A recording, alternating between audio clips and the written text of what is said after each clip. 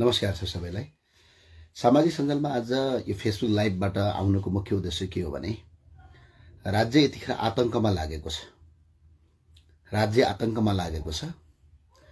देशभरि नयाँ युवा साथीहरूलाई कसरी थुन्ने र यिनीहरूले भ्रष्टाचार गरिरहने भन्ने जुन पछिल्लो पटक प्रवृत्ति देखिएको छ। हिजो राष्ट्रिय स्वतन्त्र पार्टीका सभापति रवि लामिछानेलाई बेडभित्रै गएर पक्राउ गरेको छ र अदालतले पक्राउ पर्ची जारी गर्यो भने अहिले पनि अदालतले पक्राउ पर्ची जारीको जीवी राई कहाँ छन्? अहिलेको गृहमन्त्रीलाई मेरो अपिल छ, अनुरोध छ, जीवी राईलाई चाहिँ पक्राउ पर्ची आइसकेका छ। जीवी राई चाहिँ कहाँ लुकेर बसेका छन्? यी जीवी राईले पक्राउ गर्न किन सक्नु भएन? जीवी राईसँग तपाईले कति पैसा खानुभयो? जीवी राईले अरबौं रुपैयाँ भ्रष्टाचार गरिसकेपछि, अरबौं रुपैयाँ सहकारीको ठगिसकेपछि त्यो कति कति पैसा तपाईलाई दिनुभयो? अहिलेको गृहमन्त्रीलाई मेरो प्रश्न र प्रधानमन्त्रीलाई मेरो प्रश्न। जीवी राईलाई चाहिँ तपाईलाई पक्राउ गर्न चाहिँ कसले रोक्यो? आज देशभरि जीवी राईको खोजी भएको छ। अहिले जीवी राईको मुद्दा ओझेलमा पनि परेको छ र जसरी जीवी राईलाई तपाईले अहिलेसम्म यत्रो 6-7 महिना सरकारमा जाँदासम्म जीवी राई ल्याउन सक्नु भएको छैन। तपाईहरुको जीवी राईको भित्रको चाहिँ अहिले पनि म साथीहरुलाई धेरैलाई अपिल गर्छु भने यो भिडियो धेरैभन्दा धेरै प्रधानमन्त्री कहाँ पनि पुर्याइदिन अपिल र अनुरोध गर्न चाहन्छु। मेरा साथीहरु हो, यो किन जीवी राईलाई पक्राउ गर्नु भएको छैन? कति पैसा खाइयो जीवी राईबाट?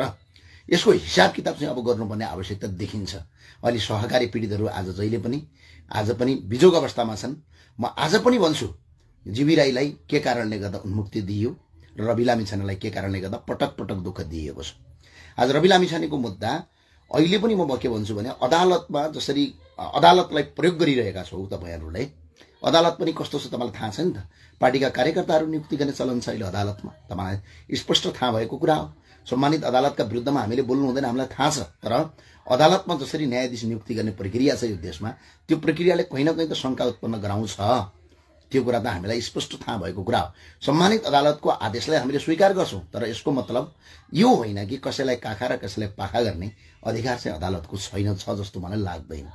र रह्यो अर्को कुरा, हामी राजावादी हौं, राजाको पाल्तु हौ, राजावादी हौं। हामी गौरव गर्छौं आफूलाई राजावादी भन्नमा। हामी राष्ट्रवादी राजावादी हुनुमा हामी गौरव गर्छौं। हामी गणतन्त्रवादी भन्दा पनि लुटतन्त्रवादी, मार्क्सवादी, लेनिनवादी, म्याउवादी हुनुभन्दा राजावादी हुन हामीलाई गौरव लाग्छ। किनभने लेनिन रसियाको हुन्, तिनको दास हुनुभन्दा, त्यसैगरी मार्क्स जर्मनका हुन्, तिनको दास हुनुभन्दा, माओ चीनका हुन्, तिनको दास हुनुभन्दा यही देशको राष्ट्रवादी पृथ्वीनारायण शाहको रैती हुन हामीलाई सधैँ यी पार्टीका नेता झोले कार्यकर्ताको कट्टु धुने कार्यकर्ता हुनुभन्दा हामी आफूलाई राष्ट्रवादी हुनुमा गौरव ठान्छौं, छाती खोलेर भन्छौं। यसमा केही मतलब छैन।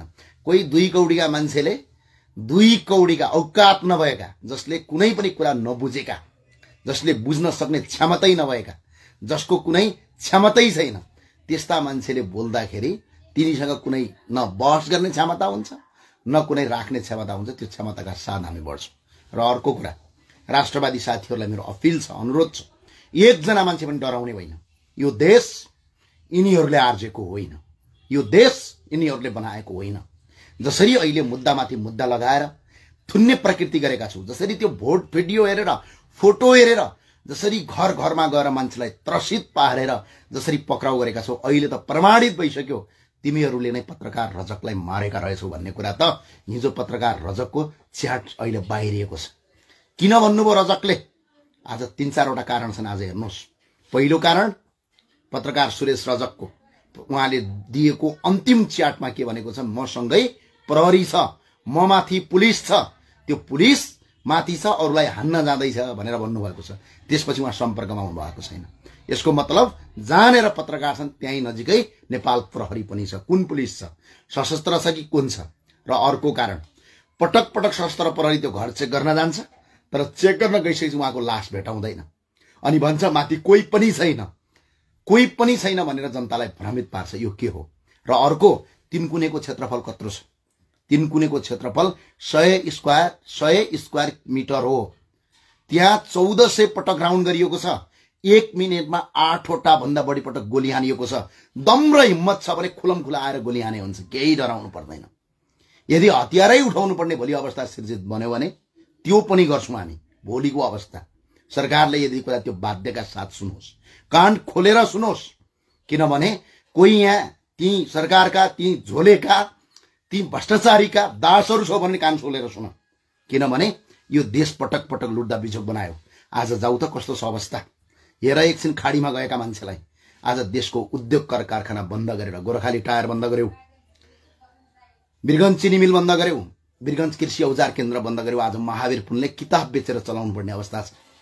आज देशभरिका 44वटा संस्थान, भिरकुटी काज कारखाना, वीरगञ्ज बुटोल धागो उद्योग, तपाईको विराटनगर जुट मिल, देशभरिका ठुल्ठुला कल कारखाना, बालाजु औद्योगिक केन्द्र, भक्तपुर औद्योगिक केन्द्र, बुटोल औद्योगिक केन्द्र, भरतपुर औद्योगिक केन्द्र, टिकापुर औद्योगिक केन्द्र, नेपालगञ्ज औद्योगिक केन्द्र, देशभरिका पूर्व मेचीदेखि पश्चिम महाकालीसम्मका सब उद्योग धन्दा यही झोले कार्यकर्ताले आज बन्द गर्यो। तिमीहरू पार्टीको कार्यकर्ता बन्ने, त्यसका पछाडि कुद्ने, 2-4 पैसा पायो भने ब्रुक ब्रुक उफ्रिने अनि देश बर्बाद गर्ने। अनि तपाईँ हामीले चाहिँ तिमीहरूलाई बाध्य भएर नि तिमीहरूलाई सुनिदिनु पर्ने, हामीले सुनिदिनु पर्ने। तिमीहरू एउटाले लेख्दैछ गणतन्त्र, के गणतन्त्र तिमीहरू ल्याएको हो? फेक आइडीबाट लेख्दैछ एकजना साथीले गणतन्त्र जिन्दाबाद, गणतन्त्र जिन्दाबाद। गणतन्त्र तिमीहरू ल्याएको हो? यो गणतन्त्र हो? गणतन्त्र यदि हो भने अहिलेको प्रधानमन्त्री केपी शर्मा ओलीलाई तिमीहरूले भोट हाल्न पाउँछौ? असली गणतन्त्रमा त देशको प्रधानमन्त्रीलाई जनताले भोट हाल्न पाउँछ नि, पाउँछौ? अहिलेका यी सांसद तिमीहरूले भोट हालेर जिताएका हो जो समानुपातिक छन्। आजको परराष्ट्र मन्त्रीलाई तपाईहरूले जिताएको हो?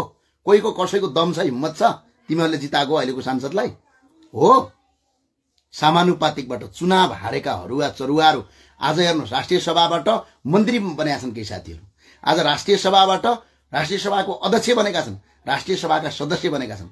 आज कृष्ण प्रसाद सिटौलालाई तपाईहरूले चुनाव हराएको हो कि होइन? खै त फेरि आइसके त। यो गणतन्त्र होइन। यदि कसैले यसलाई गणतन्त्र हो भन्यो भने त्यो झोले झम्टे र नेताको चाटुकार कार्यकर्ता हो। यो लुटतन्त्र हो। यो सिधा भाषामा भन्ने भने यो लुटतन्त्र हो।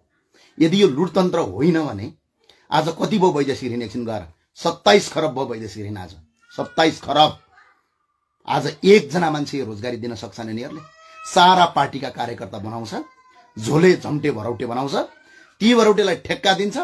आज 10 वर्षमा बन्ने 1 वर्षमा बन्ने बाटो 20 वर्षमा बनाउँदैन यिनीहरू।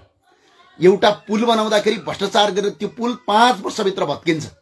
आज देश तहस नहस पारेको छ। विश्वको सबभन्दा सुन्दर देश भएर आज विश्वको सबभन्दा गरिब देशभित्र पर्छ। आज त्यतिसम्म पनि लाज नमानेर यहाँ कमेन्ट लेख्ने मान्छे पनि त्यो नेताको चाटुकार झोले नै हो। त्यो मान्छे नै होइन। त्योसँग मान्छेमा हुने क्षमता छैन।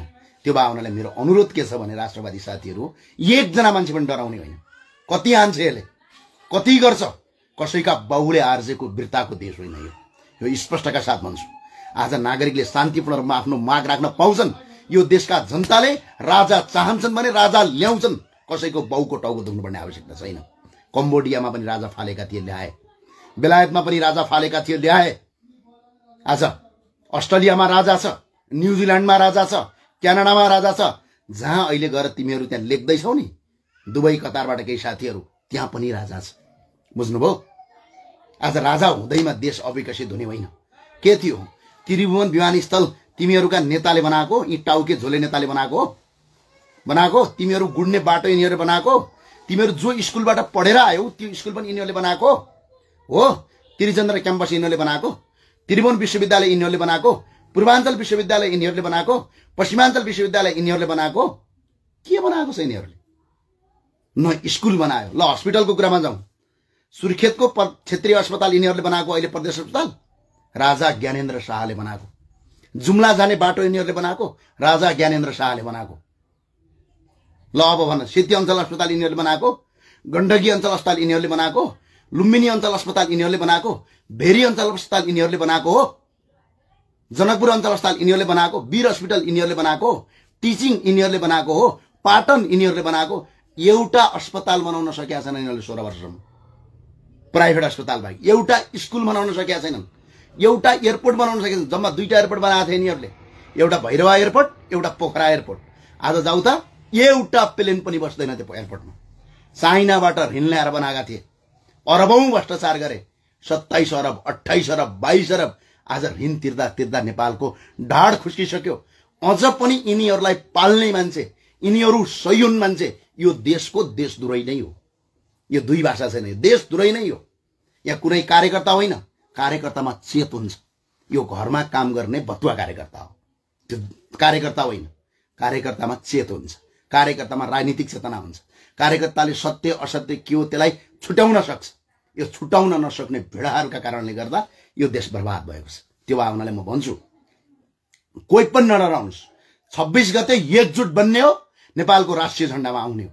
कसका बाउको हिम्मत र दम छ त्यो रोकेर